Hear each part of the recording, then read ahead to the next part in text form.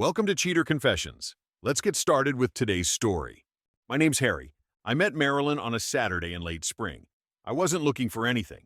I had driven across town to visit my brother Ben, who had roped me into volunteering at a charity event his office was sponsoring, grilling burgers, handing out water, that kind of thing. Marilyn was there helping with the sign-in table. At first glance, polite smile, clipboard in hand, nothing that stuck. We said hello, made some awkward small talk about weather and traffic. Then I went back to flipping burgers.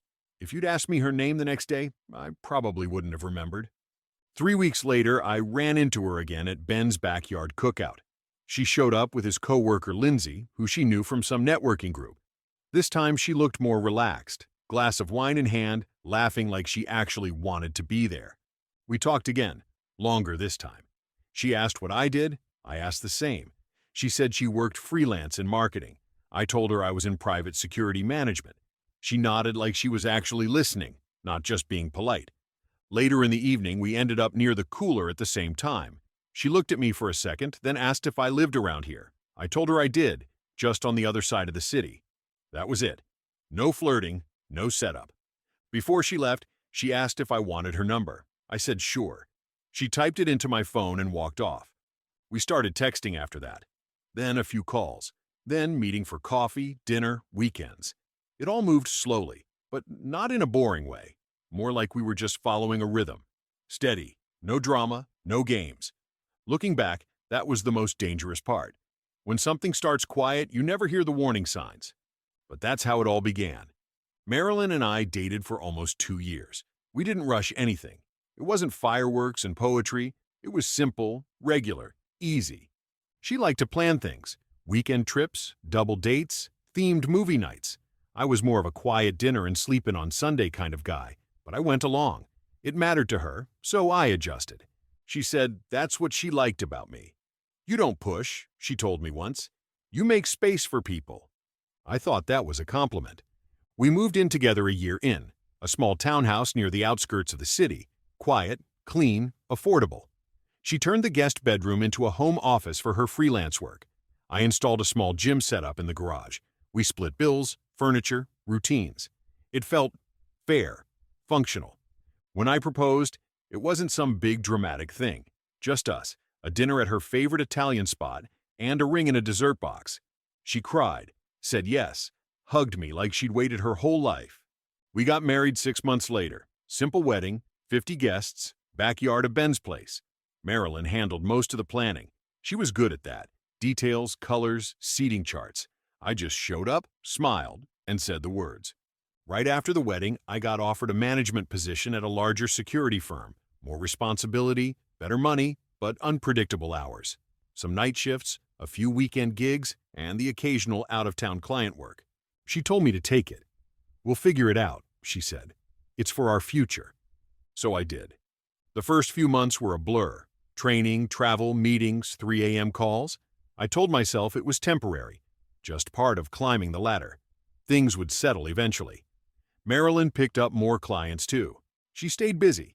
I'd come home late to the smell of leftover takeout in a dim hallway. We'd say a few words, a tired hug, a kiss, then bed. It wasn't passion, but it was partnership. At least, that's what I thought. Now I realize what we had wasn't breaking. It was already broken. We just didn't hear the crack yet. The thing about distance is, it doesn't always start with miles. Sometimes it starts with silence. A few months into the job, things started to shift. Marilyn didn't say much at first, just little changes. I'd get home from a 4-day trip, and she wouldn't ask how it went. I'd mention a rough client call, and she'd nod, distracted, like she was just waiting for me to stop talking. She stopped cooking, said she was tired, said she didn't know when I'd be home. So, what was the point? I tried adjusting, came home early when I could, moved some travel around, but it didn't help. She got snappy over small things, dishes in the sink, me forgetting to grab oat milk. She rolled her eyes more, laughed less. One night, I walked in after a long haul from Phoenix. Flight delays, reroutes, 3 hours of sleep. Dropped my bags, sat down, and she didn't even look up from her laptop. "Hey," I said. "Miss me?" Without looking, she replied, "You were gone?" I laughed, thought she was joking. But when I looked closer, I realized she wasn't even trying to hide it. That night in bed, she turned her back to me and said, "Are you even happy with this job? Or with us?" I blinked into the dark. "What kind of question is that? Just seems like you don't even want to be here." I sat up. "Marilyn, I'm doing this for us. This job gives us stability. The house, the bills, everything." She didn't respond, just pulled the blanket tighter. It got worse after that. She started accusing me, first in questions. "You ever get tempted out there?" Then in statements. "You probably like being away more than being here." Then one night, just flat out, "You're seeing someone, aren't you?" I stood there in the kitchen, holding a mug of coffee, staring at her like she'd grown another head. "No," I said calmly, "and I shouldn't have to defend that." She scoffed. "Men always say that before the truth comes out." I knew arguing was pointless. She'd already decided what she wanted to believe. That was the first time I didn't sleep beside her. A few weeks later, she told me she was heading out of town for the weekend. "Rachel invited me to her lake house," Marilyn said, grabbing an overnight bag. "Just the girls. No drama, no men, no work." I nodded. "Sounds good. You need a break." She kissed me lightly, quick, detached, and was out the door before I finished my coffee. I wasn't suspicious. Not then. Not until that night. Around 10:30, I got a text from Rachel. Something random. She had a question about this old patio heater I'd recommended. We'd talked about it during a barbecue once. I texted back, "Hope you guys are having fun at the lake." She replied, "What? I'm not at the lake. I'm home." "Why?" I stared at the screen. I waited a few seconds before calling. Rachel picked up. "Hey," I said, "is Marilyn not with you?" Rachel paused. "No, I haven't seen her in a few weeks. Is everything okay?" "Yeah, just miscommunication, I guess." I thanked her and hung up. I didn't freak out. I didn't call Marilyn. I just sat there on the couch, TV on mute, heart going steady. She walked in the next day around noon. Sunglasses, smile, caramel latte in hand like nothing had happened. "Hey, babe," she said, tossing her keys in the bowl. "Trip was great. We should go together next time." I waited until she kicked off her shoes, then asked, "How's Rachel?" She didn't miss a beat. "Good. Still obsessed with those true crime podcasts. Wouldn't stop playing them in the car." I nodded slowly. "Funny. She texted me last night. Said she was home." That stopped her. She stood there, hand frozen midair like she forgot what to do with it. "You're lying," I said. Not a question, just a fact. She hesitated, eyes flicking to the front door, then back to me. "Okay, fine. I wasn't with Rachel." "Where were you?" Silence. "Marilyn." More silence. Finally, she muttered, "It's not what you think." I leaned back in the chair. "Then you should start talking, because I'm not going to fill in the blanks for you." That was when everything started to unravel. She sat down across from me, arms folded tight, like she was bracing for a storm, but trying to look like she didn't care if it came. "I was with Jordan," she said finally. "You don't know him." "Should I?" "He's a consultant. Works with some of my clients." I stared at her. "Is this a business thing or a personal one?" She blinked. "It didn't start like that." "Did it end like that?" Silence again. Then she leaned forward. "You want honesty? Fine. You've been gone, Harry. Maybe not physically every day, but emotionally. You checked out a long time ago. I felt invisible. Jordan, he actually sees me. He listens." I nodded, slowly. "So this is my fault." "I'm not saying that." "Yes, you are." She stood up. "I'm not going to be blamed for needing more than just bills paid and doors locked. I need to feel like I matter."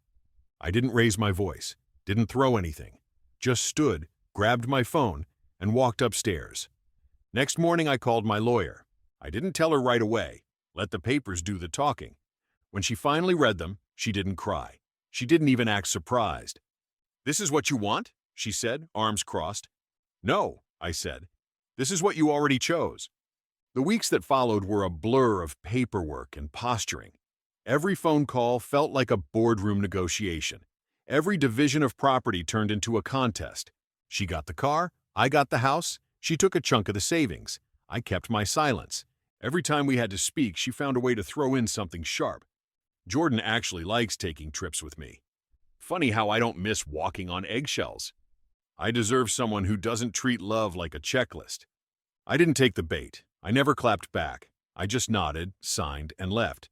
You don't argue with someone who's already packed. And Marilyn? She was already halfway gone before the divorce was even drafted. The divorce was finalized on a Thursday. I remember because I signed the last form during my lunch break, then went back to the office and finished out the day like nothing happened. That night, I sat on my porch with a beer and no desire to celebrate. Just quiet. The kind that doesn't demand anything from you. 1 week later, 7 days, I get a call from Ben. "You sitting down?" he asked. "Just tell me." "Marilyn got married. To that guy. Jordan." I didn't say anything for a second. "She what?" "Yeah, courthouse thing. Quick ceremony. Somebody saw it on her Instagram." I didn't laugh. I didn't curse. I just sat there and thought, that's fast, even for someone in a hurry to forget you. She really couldn't wait to make it official. I shrugged it off, told Ben thanks, got off the phone and went on with my day. But the universe wasn't done yet. 3 weeks after that, I was at Home Depot picking up parts for a busted sink when I turned the corner. And there they were, Marilyn and Jordan, together, holding hands by the lighting aisle. She saw me first. Her face went pale, then flushed, like she couldn't decide if she was mad I saw her or embarrassed by what I was seeing. Jordan, let's just say, he didn't live up to the legend she built during the divorce. Shorter than I expected, skinny, patchy beard. He wore a shirt 2 sizes too big and looked like he was still deciding what aisle the tools were on. I looked at her, then at him, and couldn't help it. I smiled, just a small, honest smile. "Hey," I said, "hope you two are doing well." Jordan nodded, unsure. Marilyn forced a grin. Yeah, we're good." She grabbed his arm like a lifeline, like I was a ghost she'd rather not acknowledge. "All right then," I said. "Take care." And I walked away. I wasn't laughing because I was bitter. I was laughing because I saw the whole picture now. She thought she upgraded, thought she won. But standing there in a bright, buzzing hardware store under cheap ceiling fans, I knew exactly who came out ahead. After that day at the store, I didn't think about Marilyn much. Not in a bitter way. Just in that distant, dull way you remember a street you don't take anymore. I focused on work, fixed up the house, started running again.